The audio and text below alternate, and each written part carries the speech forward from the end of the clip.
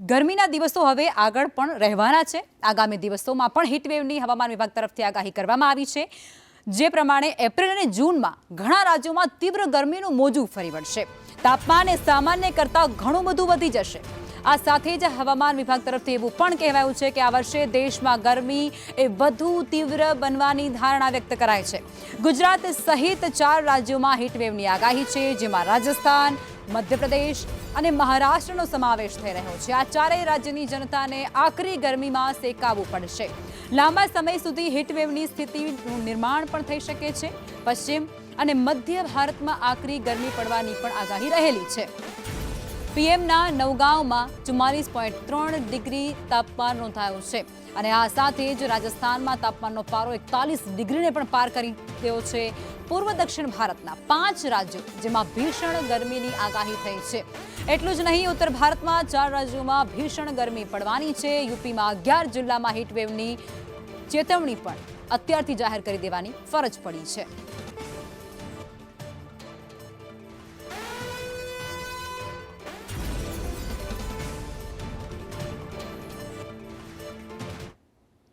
બનાસકાંઠામાં બાળ તસ્કરી કેસમાં પોલીસનું મોટું ઓપરેશન, જેમાં ગુજરાત, મહારાષ્ટ્ર, દિલ્હી અને આંધ્રપ્રદેશની અંદર તસ્કરીનું રેકેટ ઝડપી પાડવામાં આવ્યું છે।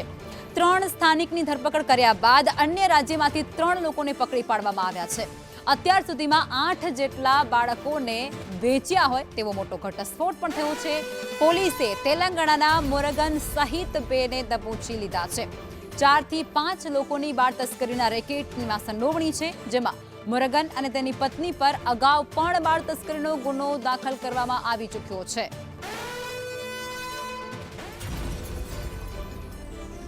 તો આ મોટા સમાચાર કહી શકાય છે। બનાસકાંઠામાં પોલીસ દ્વારા બાળ તસ્કરીનું આખું રેકેટ છે તેને ઝડપી પાડવામાં આવ્યું છે અને તેમાં મોટી સફળતા તેમના દ્વારા હાંસલ કરી લેવામાં આવી છે। અલગ અલગ રાજ્યો મહારાષ્ટ્ર, દિલ્હી અને આંધ્રપ્રદેશ સુધી આ બાળ તસ્કરીના તાર છે તે પહોંચ્યા છે અને તપાસ ત્યાં પણ હાથ ધરવામાં આવી રહી છે। 3 સ્થાનિકની ધરપકડ કર્યા બાદ અન્ય રાજ્યોની અંદર પણ તપાસ તેજ કરવામાં આવી છે।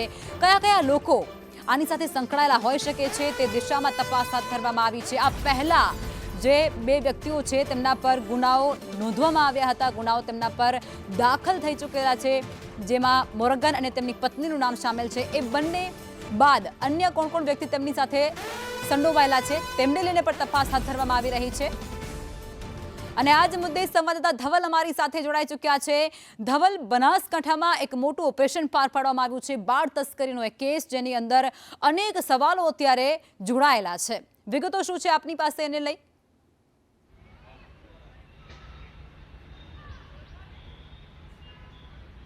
લખમાં ચોક્કસથી બનાસકાંઠા જિલ્લામાં 6 એપ્રિલની એ ઘટના કે પાલનપુર અંબાજી હાઈવે નજીક આવેલા ધનપુરા પાટિયા પાસેથી એક બાળકનું અપહરણ થાય છે। જો કે ઘટનાની જાણ વડગામ પોલીસને થાય છે અને વડગામ પોલીસ આ બાળકને શોધવા માટે ચક્રો ગતિમાન કરે છે। ઘટનાની જાણ બનાસકાંઠા એલસીબી, એસઓજી સહિતની ટીમોને પણ કરવામાં આવે છે અને બનાસકાંઠા પોલીસની ટીમ દ્વારા ઓપરેશન દેવ શરૂ કરવામાં આવે છે અને આ બાળકની શોધખોળ કરવામાં આવે છે। તો આ બાળક છે તે ગણતરીના કલાકોમાં જ દાંતા નજીકથી મળી આવે છે। જો કે આ બાળક સાથે તેનો જેને અપહરણ કર્યું હતું તે વ્યક્તિ પણ મળી આવે છે।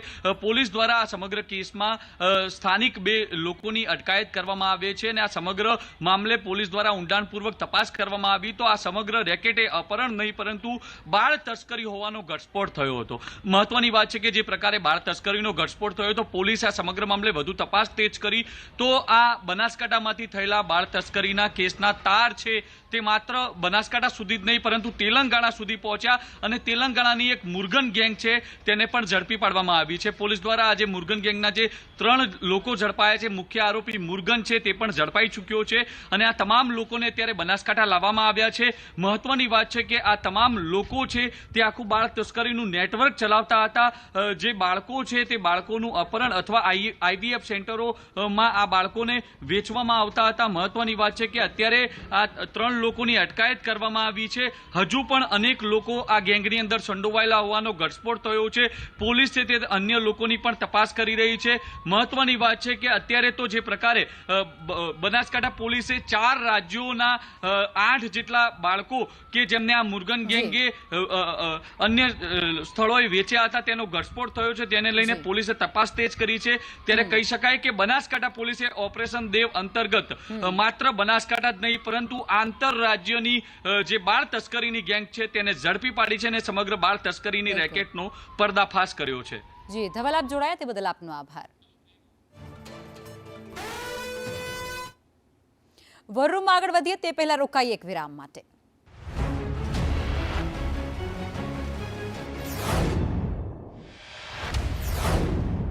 આ ન્યૂઝના પ્રાયોજક હતા પારુલ યુનિવર્સિટી. ગાંધીનગરથી એક સમાચાર સામે આવ્યા છે, જેમાં એક પોલીસની ગાડીમાં ચોર આવી જાય છે.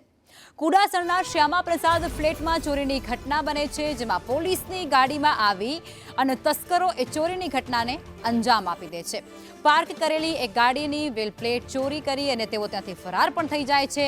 આ ચોરી કર્યા હોવાનો આખો જે બનાવ છે, આખી જે ઘટના છે તે સીસીટીવી કેમેરામાં કેદ થઈ છે અને સીસીટીવી ફૂટેજ જે અત્યારે ખૂબ વાયરલ થઈ રહ્યા છે.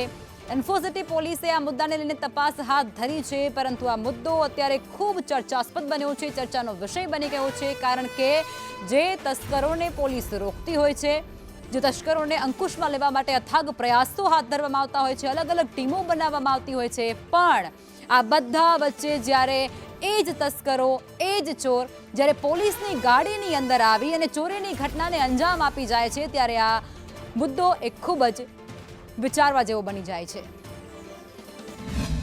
મારે નીચે હું જ્યાં રહું છું ત્યાં બેઝમેન્ટમાં મારી ગાડીના વ્હીલ કેપની ચોરી થઈ છે. એટલે જાણવા જોગ હું અરજી આપીને આવ્યો છું. બોલેરો છે એટલે પોલીસની પણ બોલેરો જેવી જ હોય છે. એ જ કે ગાડી એક આવે છે અને મારે કાઢી જાય છે વ્હીલ કેપ. સરકારી આવાસમાં કોઈ એક બોલેરો ગાડી કે જે પોલીસની ગાડી જેવી જ દેખાય છે તે ગાડી આવે છે. આ હું અત્યારે સરકારી આવાસમાં છું, બરાબર. આપ જોઈ શકો છો એ પ્રકારે જે અજવાળા જેવી પરિસ્થિતિ તમને જોવા મળે છે. એ જે બેઝમેન્ટનો એન્ટર થવાનો રસ્તો છે ત્યાંથી એ બોલેરો કાર કે જે કાર બરાબર પોલીસની કાર હોય તેવી જ દેખાય છે અને એ કાર અહીંથી આ બેઝમેન્ટમાંથી અંદર અંડરગ્રાઉન્ડ પાર્કિંગ છે તે પાર્કિંગમાં પહોંચે છે અને અહીં જે અલગ અલગ પાર્ક કરેલી ગાડી છે તે પૈકીની એક ગાડી કે જે અત્યારે કેમેરાની સ્ક્રીન પર દેખાઈ રહી છે તેની ટાયરની પ્લેટ કાઢી લે છે અને એ પ્લેટ કાઢી લઈ અને બાદમાં ગાડી રવાના થઈ જાય છે. આ બાબતની ફરિયાદ હાલ ઇન્ફોસિટી પોલીસ સ્ટેશનમાં કરવામાં આવી છે, લેખિત અરજી કરવામાં આવી છે. પોલીસ સમગ્ર ઘટનામાં સીસીટીવી ફૂટેજને આધારે તપાસ કરી રહી છે. જે પ્રકારે સંદેશ ન્યૂઝને માહિતી મળી છે તે પ્રકારે આ ગાડી પોલીસની જ છે, પોલીસ વિભાગમાં જ વપરાઈ રહેલી છે. કેમેરા પર્સન જયવીરસિંહ રાઠોડ સાથે હું નિર્મલ દવે, સંદેશ ન્યૂઝ, ગાંધીનગર. અને સૌથી ચર્ચિત મુદ્દો સુરતમાં હવાલા કાંડમાં મોટો ખુલાસો થયો છે. 6 મહિનામાં 1.25 કરોડનું ટ્રાન્ઝેક્શન કરાયું છે. આંગડિયા પેઢીથી હવાલાનો વ્યવહાર કરવામાં આવતો હતો. દિલ્હીથી આવતા હવાલા કાંડના પૈસા જેની વિગતો અત્યારે સામે આવી છે. આંગડિયા પેઢીના માલિક સાથે સંદેશ ન્યૂઝ દ્વારા ખાસ પ્રકારે વાતચીત પણ કરવામાં આવી છે. આંગડિયા પેઢીના મેનેજર અલ્પેશ પટેલનું નિવેદન પણ આ મુદ્દે સામે આવ્યું છે, જેઓ કહે છે કે ગઈકાલે પોલીસે તપાસ કરી અને માહિતી મેળવી લીધી છે. સુરતમાંથી ગતરોજ જે પ્રકારે સુરતના આમ આદમી પાર્ટીમાંથી જે ફંડિંગનો મામલો સામે આવ્યો હતો તે ફંડિંગ સુરત શહેરના મૈદપુરા વિસ્તારમાં આવેલ ભવાની પાર્ક છે, જે જૂના હિરન આંગડિયા છે ત્યાંથી કરવામાં આવ્યા હતા. ત્યારે સંદેશ ન્યૂઝની ટીમ જે છે જ્યાં આ સમગ્ર હવાલા કૌભાંડનો પર્દાફાશ કરવામાં આવ્યો હતો, જ્યાં સીસીટીવી ફૂટેજ વાયરલ કરવામાં આવ્યા હતા અને ક્રાઇમ બ્રાન્ચની ટીમ પણ અહીં અટકી હતી. ત્યારે આજ અરવિંદ હિરેનભાઈ આંગડિયા છે તો અહીંથી સમગ્ર જે છે જે પુરાવા જે છે પુરાવા જે છે સુરત ક્રાઇમ બ્રાન્ચને પ્રાપ્ત થયા હતા. જે તમે સીસીટીવી બતાવીશ કે અહીં જે લોકો જે છે તે પૈસા અહીંથી લેતા હતા, કાં તો પછી આપણે આ બાજુ કહીએ કે આ જે સીસીટીવી છે અહીંથી આ સીસીટીવી સામે આવ્યા હતા અને અહીં ઊભા રહીને તેઓ પૈસા જે છે લેતા શીખવાડતા સીસીટીવી સામે આવ્યા હતા. એમાં આ બાજુ જે છે અજય તિવારી ઊભા હતા અને આ બાજુ આકાશ મિશ્રા ઊભા હતા. તો સમગ્ર બાબતની વાત કરવામાં આવે ત્યારે પોલીસ દ્વારા જે ઇન્ટ્રોડક્શનમાં વાત સામે આવી છે ત્યારે આકાશ મિશ્રાને પોલીસે ગતરોજ બોલાવવામાં આવ્યો હતો. ત્યારબાદ આંગડિયા પેલેસના માલિકને પણ બોલાવવામાં આવ્યો હતો. જણાવશો કયા પ્રકારની જે છે પોલીસ દ્વારા જે નિવેદન લેવામાં આવ્યા હતા? પોલીસ દ્વારા નિવેદન લેવામાં આવ્યા હતા કે આ પેમેન્ટ આવ્યું હતું તમારું, ક્યાંથી આવ્યું હતું એ વિગત હતી, અમે એમને બતાવી દીધી. અચ્છા, આપનું નામ જણાવશો અને કેટલા સમયથી આપણી પેઢી ચાલે છે? પેઢી 10 વર્ષથી ચાલે. ઓકે. અને તમને ખ્યાલ પૈસા ક્યાંથી આવે છે? દિલ્હીથી પેમેન્ટ આવ્યું હતું. અને કેટલી વખત આ લોકો આવ્યા હતા પેમેન્ટ લેવા માટે? આકાશ મિશ્રા અને અજય તિવારી 3-4 વખત. 3-4 વખત. અલગ અલગ કેટલી વખત ટ્રાન્ઝેક્શન કર્યા છે? દર મહિને એક વખત એન્ટ્રી આવતી. દર વખત એટલે કેટલો રકમ હશે? 10, 15, 20 લાખની એન્ટ્રી આવતી. શું નામ બોલ્યા આપણે? અલ્પેશભાઈ.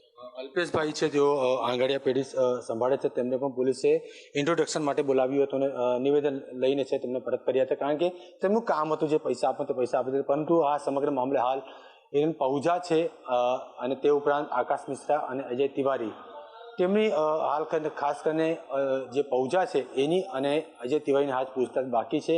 ત્યારે આકાશ મિશ્રાની પૂછતાછ કરીને તેને પરત કરી દેવામાં આવ્યો હતો. હવે આ સમગ્ર મામલે સુરત ક્રાઇમ બ્રાન્ચ દ્વારા વધુ તપાસ કરવામાં આવી રહી છે અને તે બાબતે ઇન્કમટેક્સ વિભાગને પણ પોલીસે સાથે રાખી છે. એટલે મોટા ઘટસ્ફોટ થવાની શક્યતાઓ જણાય કે આ પૈસા અહીંથી લઈને કયા કયા નેતા સુધી પહોંચવામાં આવતા હતા, કોને આપવામાં આવતા હતા, એ સમગ્ર બાબત જે છે પોલીસ તપાસ બાદ સામે આવશે. કેમેરામેન ભૂષણ ચૌધરી સાથે જયેન્દ્ર પાંડે, સંદેશ ન્યૂઝ, સુરત.